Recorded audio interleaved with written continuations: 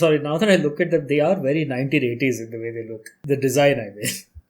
Yeah, and supposedly the way that they work and the ink that's in them has not changed in formula since then. Huh.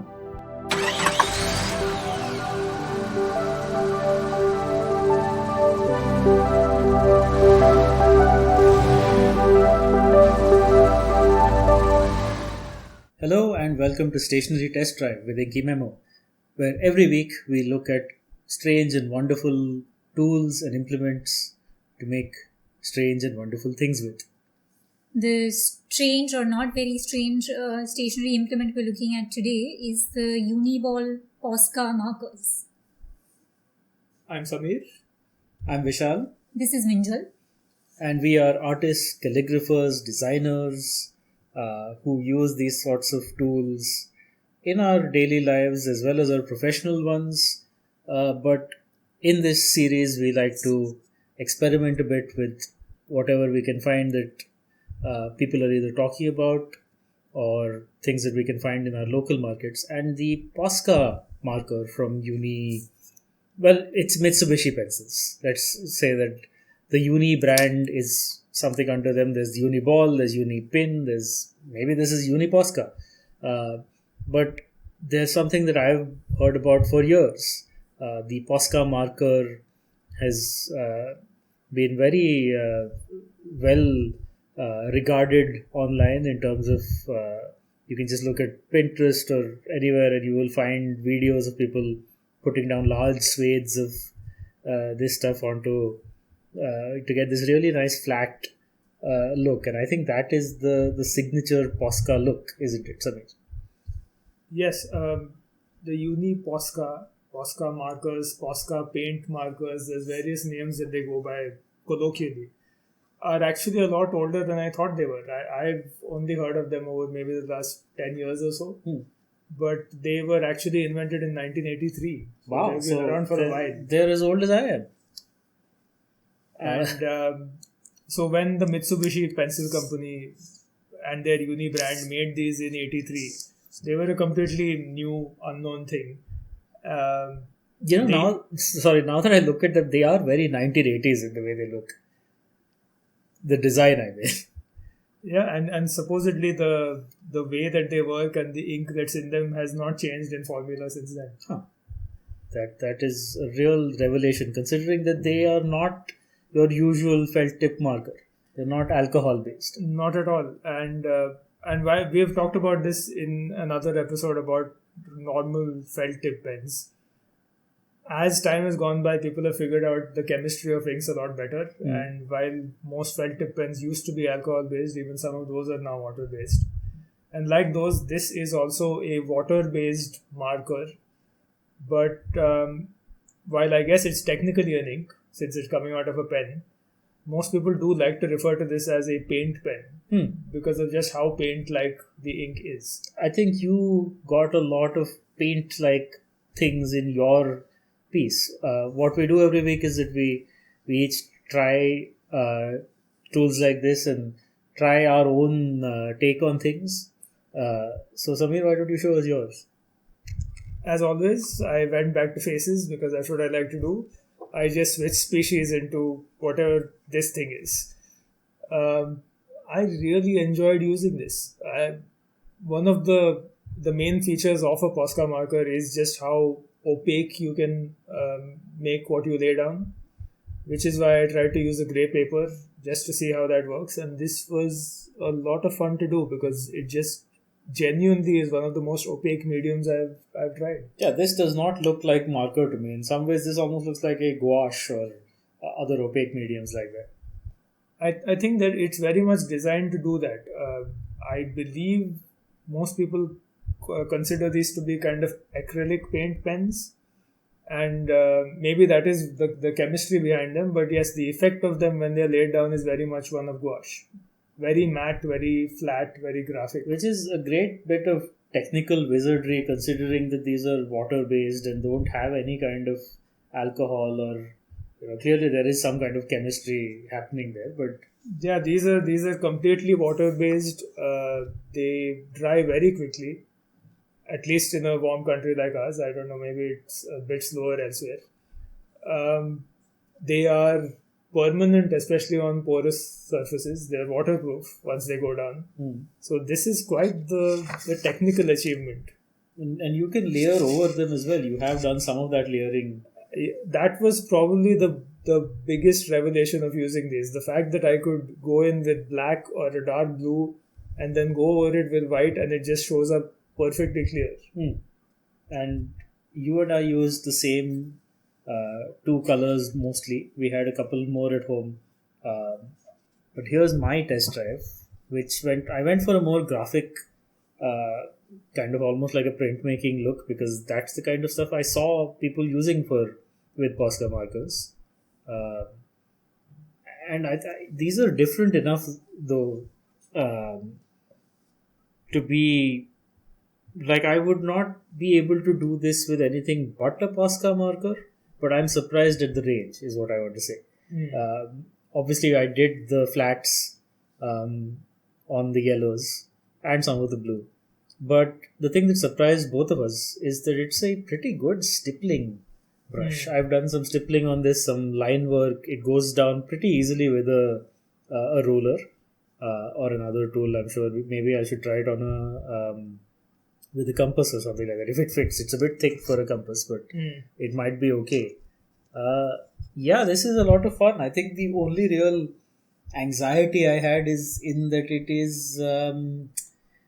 I'm not sure how much ink is in it, and maybe we can demonstrate this later in the episode, but there is a certain technique for priming a Posca marker, which we'll get into before. But before all that, Minjal, show us yours, and we can...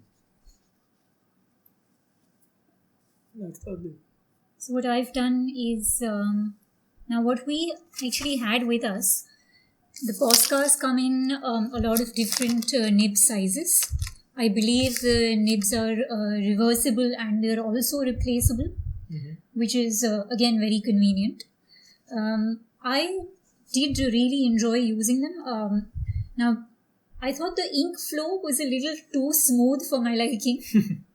Because I kind of like mediums that I can... This is not the right word to say, but I like mediums I can control. And just there was too much ink. I also faced some kind of issues with smudging and, blotting. Which is why initially I didn't want to give it a black outline, but, because there was a little, bleeding, I had to cover it up with the black outline. But they're great markers. I think all of the issues that we are facing are genuine ones, and they have to do with the way the pen works. I think the smudging issue is to do with the fact that this is water based, and while they've made the chemistry to dry fairly quickly, there is still a good half a minute sometimes where the medium is still liquid. Now the thing that I haven't tried, which maybe we will in a second round at some point, is that when the ink is still wet on the paper, you can add water to it and spread it like a regular watercolor. Oh, okay. That's something we haven't tried, but once it dries, it is completely waterproof. So it's very similar to some gel pens in some ways. And it is sort of like a large gel pen. We've got the smallest gauge of this, but these go all the way up to 7 mm. 7 mm tips. That's worth trying at some point if you can.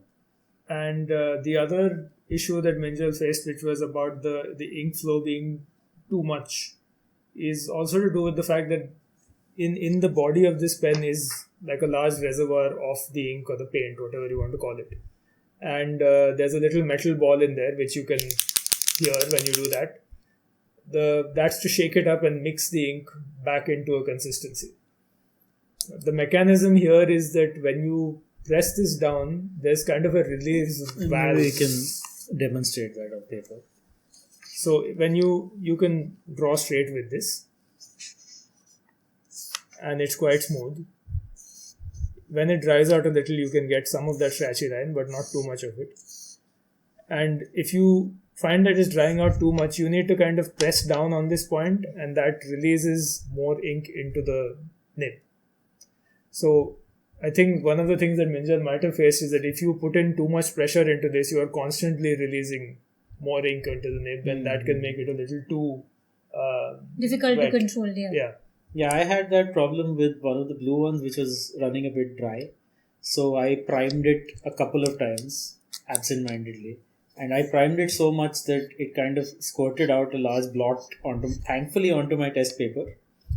You should not do that priming action anywhere else. But yeah, once it goes down very evenly. It's like, It is extremely flat the way it goes down. And that's something we look for in Gouache rather than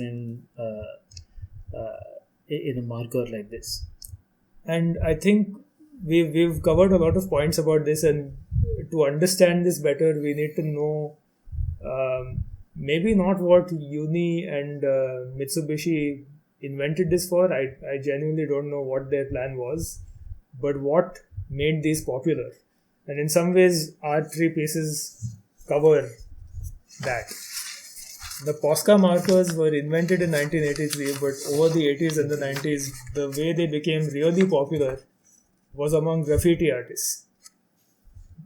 And in some ways, we've covered some of the styles that graffiti artists end up doing, because that's just what these pens lend themselves to. The reason that people like me have heard about this only in the last 10 or 15 years is because of how serious street art started being taken in the early 2000s, and these have been very popular among street artists for 30 years.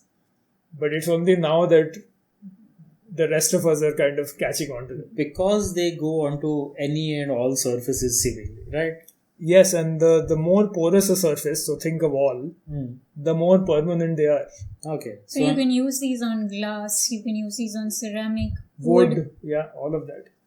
So they are, first of all, they're a lot easier to handle than spray paints. That's for sure. And, an innocuous, even a large, fat 7mm marker is much more portable than a spray paint can. Yeah. Which is why they started off with the street art, and as street art has become more of a style and applied to other things, these days they're used in all sorts of things, from surfboards to skateboards, and all of that entire subculture uses these as their medium of choice. Are the Posca markers relatively expensive compared to, say, the other markers available? Does anyone know the costing?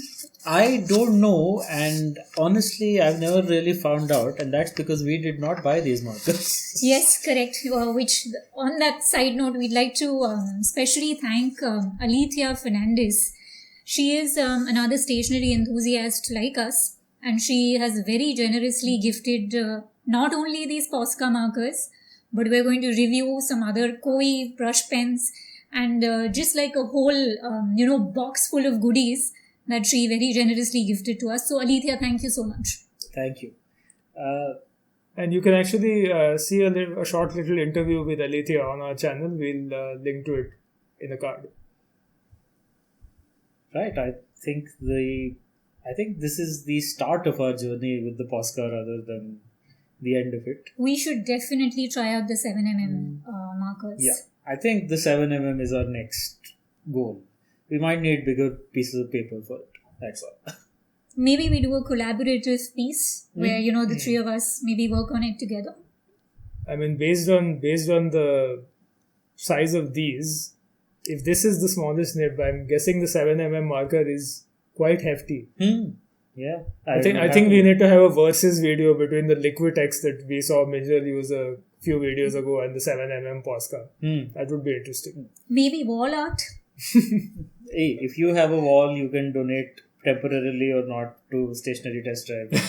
Please reach out to us. Send it over. Yeah, please send it over. But yes, in the spirit of street art and wall art and all of this, we should go out and hit the streets, I think. We really had fun with this. It's the first of many endeavors with this thing, I think. But every week we test out new things and old things, and some very old things if you've been watching us for the last few weeks. But next week we'll be back with another piece. Actually, next week I think we're going to be doing our roundup. Yes, I think that's due next. Yeah, so in these roundup episodes, we kind of look back at the last 12 or so tools that we've used, and also look back further at previous tools that we've done newer experiments with. If you have any questions or feedback, please comment below or find us on social media at the links that you can see online on screen.